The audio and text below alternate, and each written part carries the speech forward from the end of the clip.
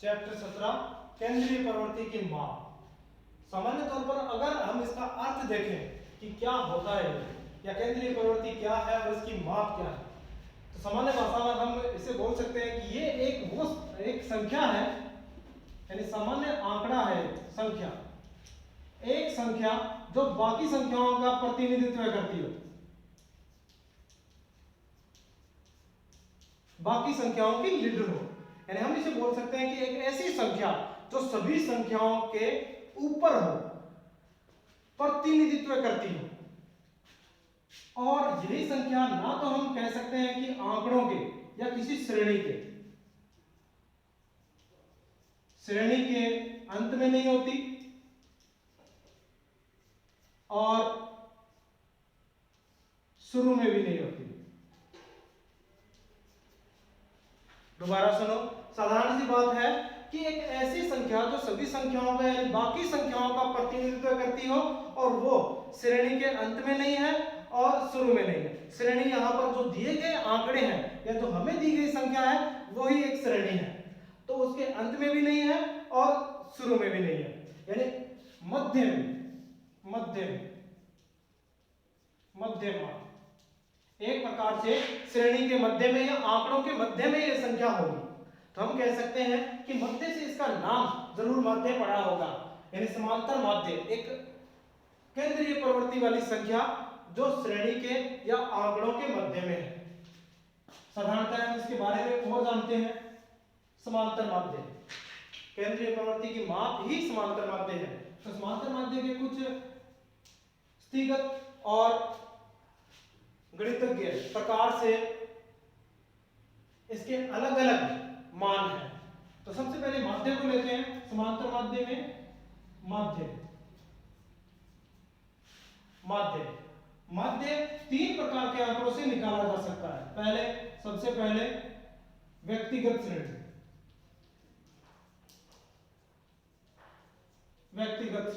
उदाहरण के लिए हम कि कौन सी व्यक्तिगत श्रेणी होती है आंकड़ों की, जैसे सिंपल रूप से आंकड़े 1 2 5 7 11 15 2 3, इस तरह की श्रेणी जो एक लाइन में है और सिंपल आंकड़े हैं, वही व्यक्तिगत श्रेणी होगी।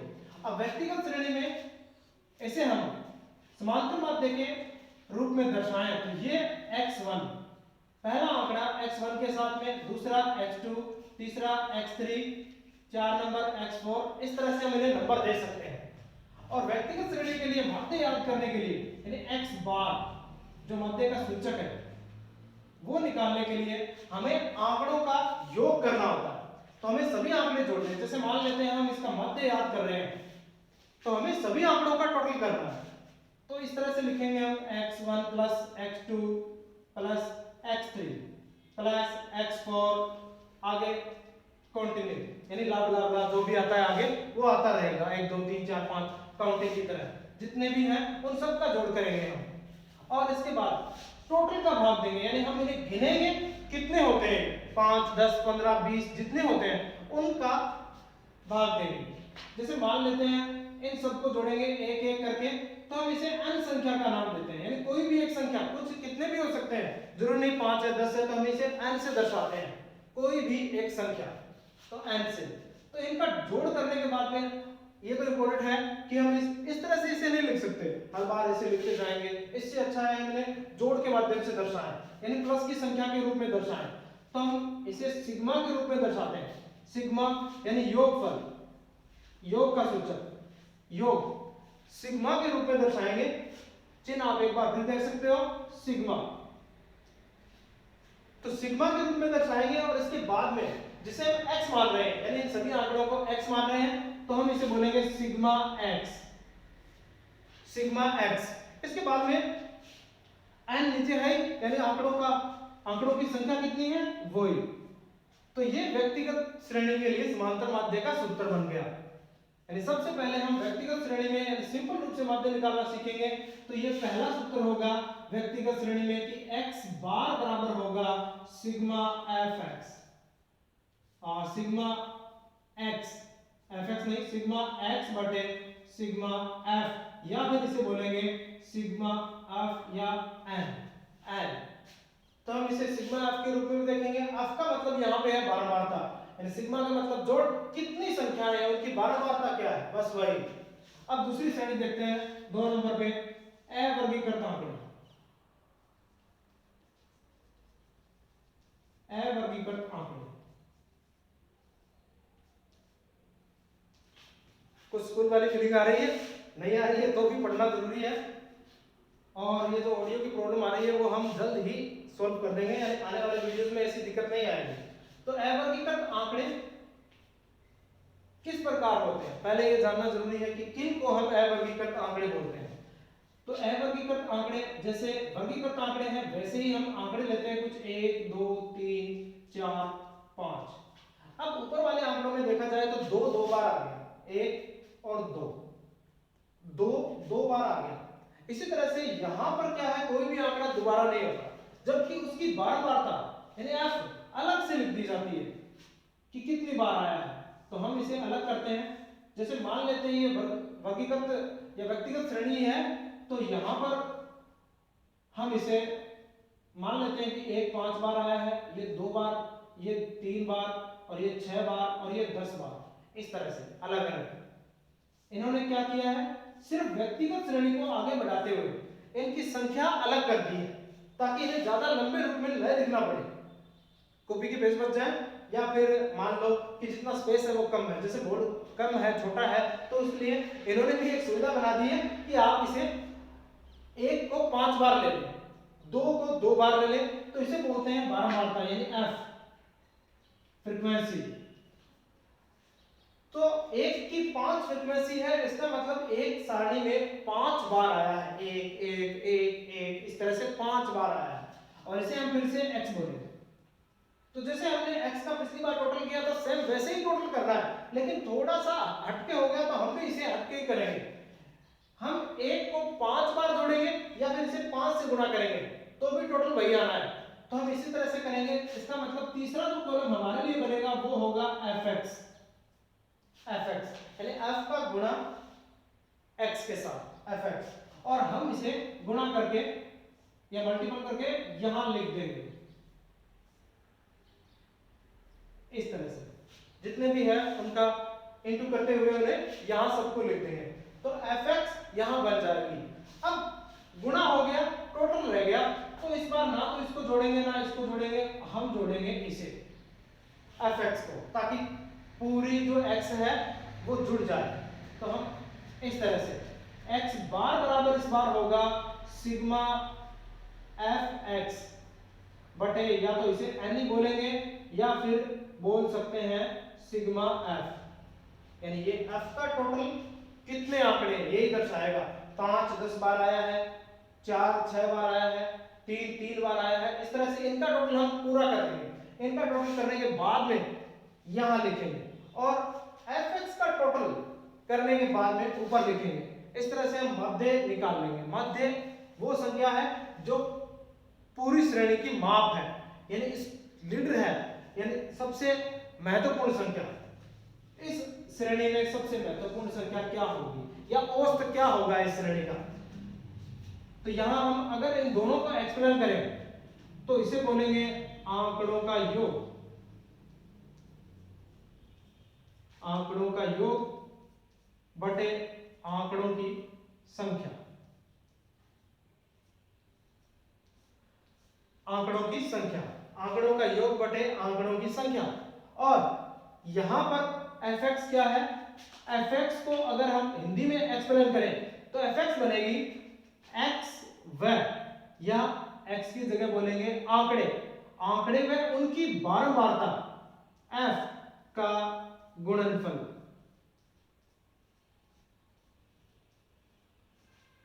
x व f का गुणनफल, पहले तो उनका गुणा है और उसके बाद में है गुणनफल का योग, और नीचे सेम आंकड़ों की संख्या, या इसे बोलेंगे सिग्मा एफ, और हिंदी में इसे लिखेंगे तो बारंबारता का योग,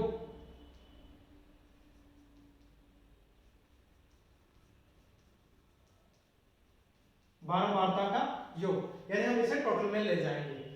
दोनों का टोटल करने के बाद में अब बचा है सिर्फ एक भाग, छोटा सा भाग, अगर हम n का भाग देते हैं तो हमारे सामने होगा x बार उत्तर के रूप में। समांतर माध्य अवर्गीकृत आंकड़ों से निकालना। अब व्यक्तिगत श्रेणी से निकालना बहुत ही आसान है। सीधे जो आंकड़े आपको दिए हुए हैं उनका टोटल करो और उनको गिनकर उसका भाग दे दो। और अवर्गीकृत आंकड़ों में निकालना इससे भी आसान है, दोनों को मल्टीप्लाई करो, x और f आपको क्वेश्चन के अंदर दिए हुए होंगे और उनका मल्टीप्लाई करो और फिर fx का टोटल करो और उसके बाद जितना आपका टोटल है भाग दे दो f के टोटल का, बस आपके सामने होगा x बार। अब बच गया वर्गीकृत आंकड़ों से माध्य निकालना। चलो इसे थोड़ा साफ करते हैं पहले।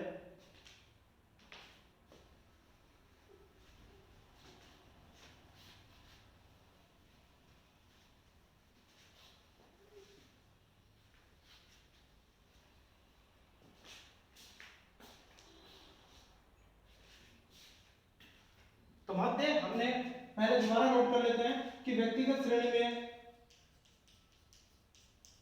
कैसे निकालते हैं।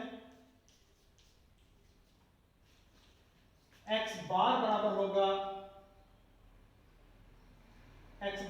होगा सिग्मा x बटे n या फिर सिग्मा f, ये आपकी मर्जी है, कोई सा भी यूज करें।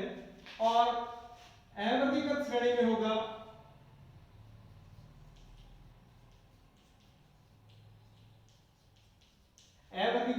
होगा x बार बराबर सिग्मा fx बटे सिग्मा f या फिर सेक n। अब बच गए वर्गीकृत आंकड़े या वर्गीकृत श्रेणी।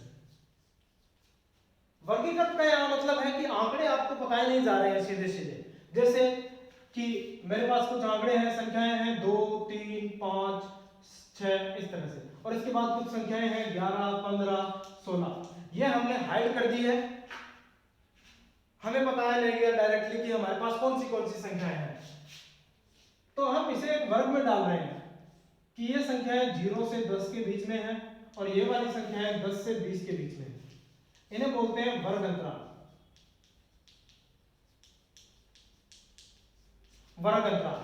तो अब ये वर्ग अंतराल बन चुके हैं, यानी इन वर्ग अंतरालों के मध्य ये संख्याएं हैं और इनमें से निकालकर जो हमें पता ही नहीं गई है कि कौन सी संख्या कितनी बार है या कौन सी संख्याएं हैं, हमें सिर्फ इतना पता है कि 0 से 10 के बीच में संख्याएं हैं और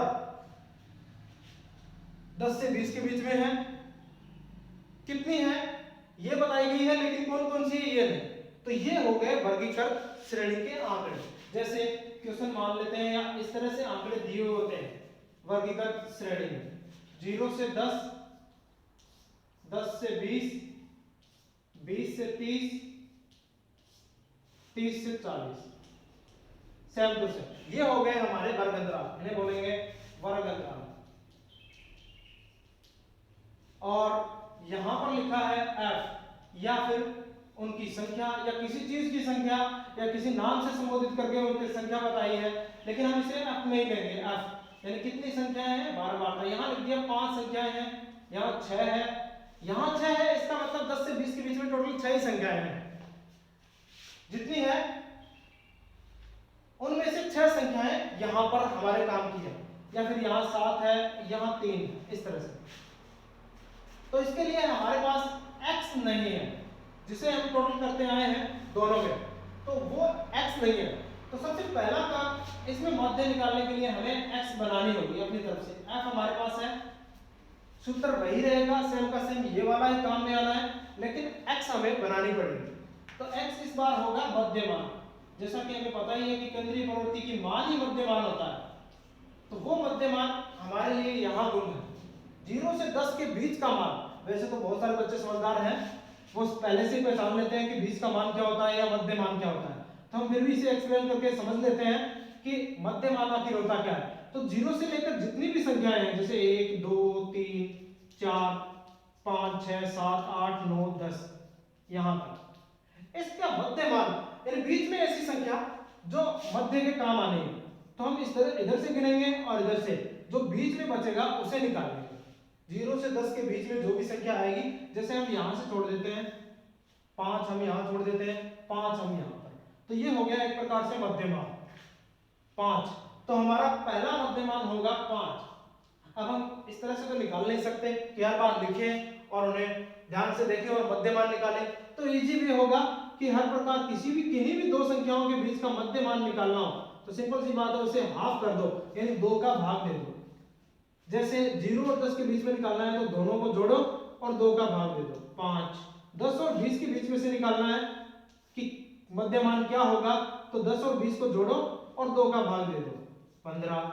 इस तरह से आपको हर सवाल में एक ही बार निकालना है। आगे आप समझ जाओगे कि 5 और 10 का इंटरवल 15, 25, 35, ये हो गए इनके मध्यमान। अब बाकी काम जैसे हमने अवर्गीकृत श्रेणी में किया है सेम टू सेम वैसे ही करना है। तो 5, 10, 5, 15, 25 और 35 हमारे पास अब x आ चुका है मध्यमान के रूप में। आगे का काम उसी सूत्र से उसी तरह से करते हैं। तो नेक्स्ट कॉलम जब हम सारणी में बनाएंगे वो होगा fx, यानी इन दोनों का गुणा। तो दोनों को गुणा कर दो। सबसे पहले 25, इसी प्रकार 90, इसी प्रकार बाकी का भी इनटू, यानी मल्टीपल करते जाओ उन्हें। मल्टीप्लाई होने के बाद में वर्गीकृत अवर्गीकृत श्रेणी वाला सूत्र ले आओ। तो x बार बराबर होगा सिग्मा fx बटे सिग्मा f या फिर n। तो सिग्मा fx, तो पहला मान दूसरा मान तो यहां लिख लेते हैं fx1 प्लस fx2 f2x2। इस तरह से सबको जोड़ा हमने, जो उत्तर आता है टोटल का वो यहां लिखेंगे और f को भी टोटल करेंगे। f को टोटल करते हैं कि कितनी संख्याएं इसमें आई हुई है, वो सभी संख्याओं का योग जितना होगा या जितनी संख्याएं होंगी उसका भाग देंगे, तो सिग्मा f का भाग देंगे। ये तीनों श्रेणियों से माध्य निकालने के लिए बहुत ही इजी सूत्र और बहुत ही आसान सा तरीका है। और जैसा कि 10th क्लास है तो आपको पता ही है, यहाँ से 6 नंबर का क्वेश्चन आना ही होता है, बहुत ही इजी और मास्टर क्वेश्चन, यानी 30वां सवाल आपको इसी से मिलेगा, यानी इसी प्रश्नावली से मिलेगा। और जिसमें से एक पार्ट हम क्लियर कर रहे हैं समांतर माध्य, जिसका 99% क्वेश्चन आता ही आता है एग्जाम में, वो भी 6 नंबर का। ऐसा नहीं है 1-2 नंबर का छोटा क्वेश्चन तो 6 नंबर का आना है। तो एक बार फिर से नजर डालते हैं तीनों पे सूत्र क्या है और किस तरह से हम हल कर सकते हैं।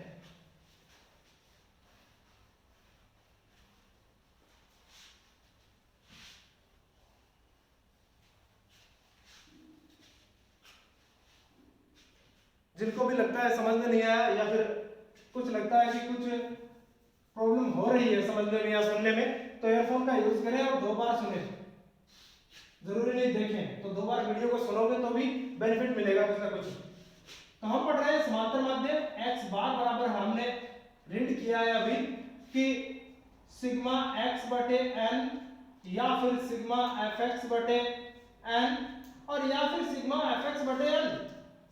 3 ही प्रकार के आंकड़े हैं जिनमें से 2 सूत्र सेम है, एक में f की जरूरत नहीं पड़ती, वो है व्यक्तिगत श्रेणी, अवर्गीकृत आंकड़े और वर्गीकृत श्रेणी।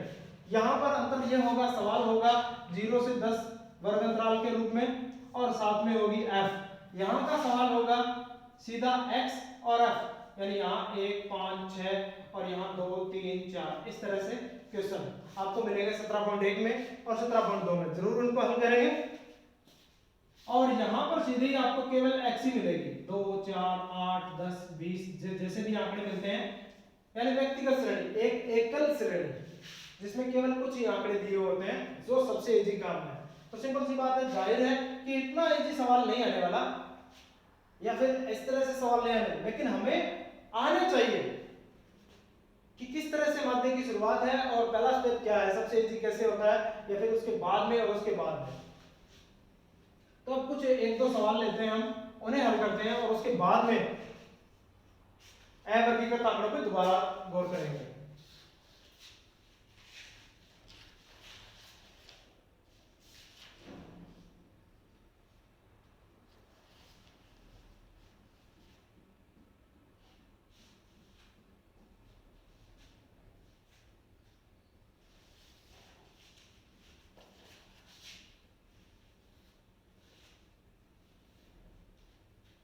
सवाल कुछ इस प्रकार है कि एक कर्मचारी का वेतन दिया हुआ है कुछ आंकड़ों में, कि पहले कितना था, बाद में कितना था और अब कितना है।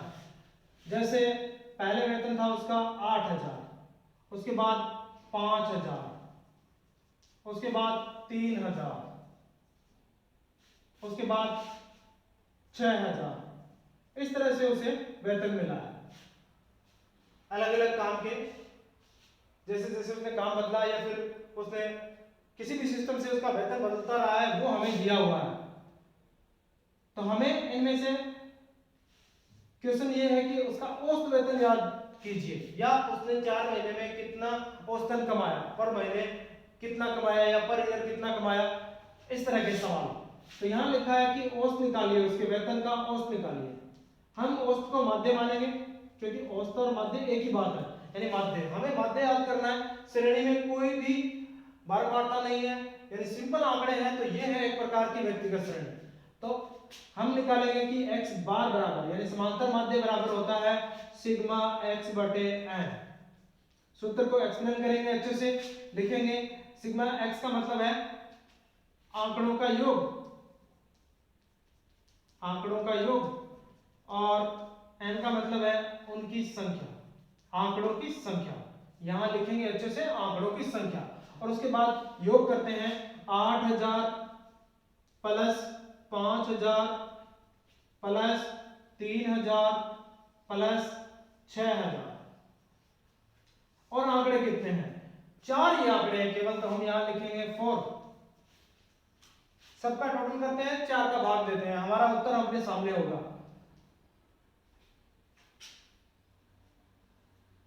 टोटल करते हैं 8 और 5 13, 13 और 3 16, 16 और 6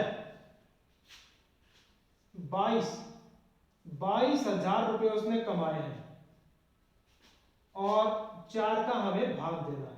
चलो भाग देते हैं, 20 शेष 2 और फिर से 20, भाग पूरा 2 जीरो लगाते हैं, 5500 रुपए।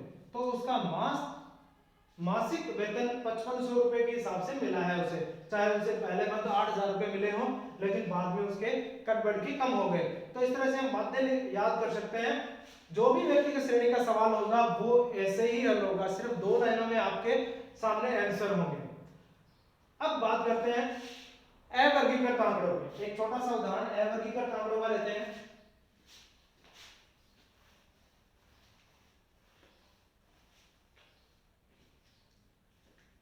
सवाल इस तरह से है, x दिया हुआ है हमें, या x की जगह कुछ और भी लिखा हो सकता है, लेकिन हम इसे x ही मानेंगे। x दिया हुआ है हमें, और f भी, या फिर f की जगह कुछ और लिखा है, कुछ आंकड़े दिए हुए हैं 5 3 2 4, और f में 3 5 4 2। तो हमें अब ये व्यक्तिगत श्रेणी के रूप में सोचें तो 5 आया है 3 बार, यानी 5 5 5, 3 आया है 5 बार, इस तरह से। और अगर अवर्गीकृत आंकड़ों पे ले तो हमें नया कॉलम बनाना होता है सारणी में fx, तो fx बनाते हैं, fx नया कॉलम बनाते हैं इसी सारणी में। सवाल के साथ में दोनों का गुणा, तो पहले गुणा कर लो, 5 3 15, 5 3 15, 8 8, इस तरह से इन दोनों का गुणा कर लो, x का और f का। दोनों को मल्टीप्लाई करने के बाद में अगला काम होता है fx का योग करना। तो यहां लिखते हैं सिग्मा fx बराबर, या फिर नीचे लिखता हूं सिग्मा fx बराबर, जोड़ते हैं इनको, 30 38 46 46 46। अब 46 इनका टोटल हो गया है, तो हमें एक और भी चाहिए, जैसा कि सूत्र में लिखा है सिग्मा fx बटे l, तो हमें f का मान चाहिए। तो यहां नोट कर लेते हैं, सिग्मा f बराबर है, जोड़ देते हैं 8 14 14। अब माध्य निकालते हैं, समांतर माध्य x बार बराबर सिग्मा fx बटे सिग्मा f, यहां 46 बटे 14। अब भाग देते हैं, 3 3 और बच गए 28 दशमलव, भाग टूट गया, दशमलव लगाते हैं, फिर 2 बच गए, 1, बस 2 दशमलव तक बहुत है, तो उत्तर होगा या आंसर होगा 3.21, 3.21 बहुत है। तो ये हो गया मध्य, यानी संख्या बीच में है, ना तो अंत में है और ना ही शुरू में है, संख्या बीच का मान मध्य। तो सारे सवाल जो होंगे, हो सकता है इनमें मल्टीप्लाई थोड़ा हार्ड हो, मल्टीप्लाई करना थोड़ा हार्ड हो जाए, लेकिन सवाल बेस इसी पे होगा, इसी तरह से। अब हो सकता है ऐसा कोई सवाल सामने आ जाए आपके, ये 17.1 में ऐसे बहुत सारे सवाल हैं, वो आज ही आपको हल करने होंगे। तीसरा देखते हैं,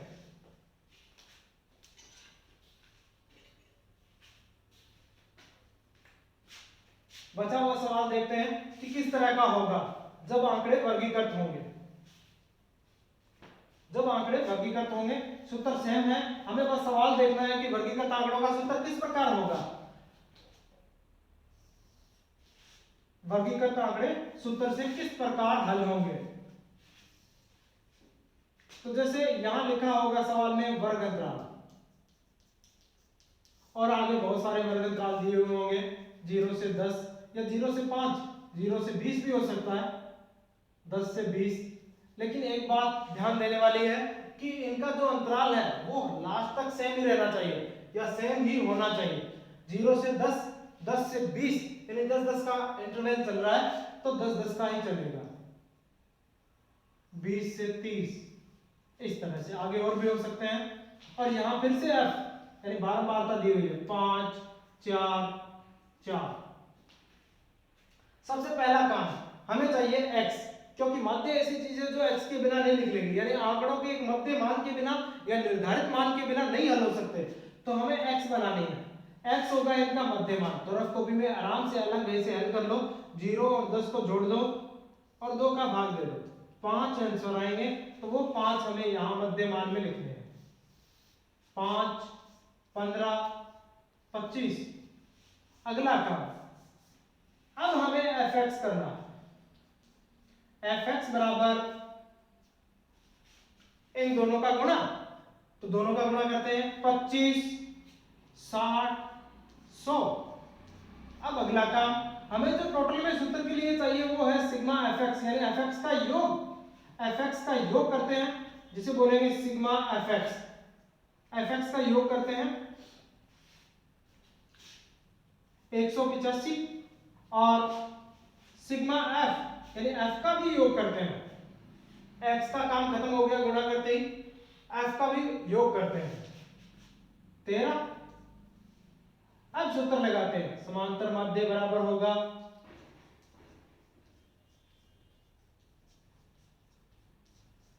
सिग्मा fx बटे सिग्मा f बराबर 185 बटे 13।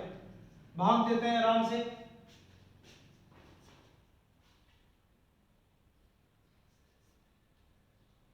तेरह, 5 बचे 55,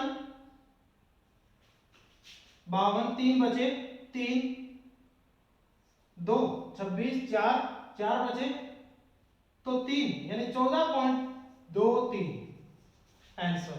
इस तरह से आप वर्ग अंतराल का भी मध्य निकाल सकते हैं। इसके अलावा 17.1 में ऐसे बहुत सारे सवाल होंगे, शायद जहां तक मेरे को याद है यहां पर आपको काफी सारे एग्जांपल मिलेंगे हल करने के लिए।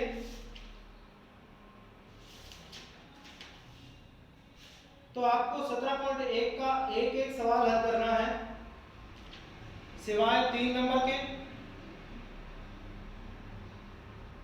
और जो नहीं आए उसे छोड़कर, जो नहीं आता उसे छोड़कर और 3 नंबर को छोड़ते हुए हर सवाल आपको हल करना है इन्हीं 3 सूत्रों की मदद से। इसके बाद आपको 17.2 के भी सारे सवाल हल करने हैं, लास्ट के 3 सवाल छोड़कर, यानी 5 तक आपको या 6 तक सारे हल करने हैं। 7 नंबर और 8 नंबर नहीं करना है, वो हम करेंगे आराम से।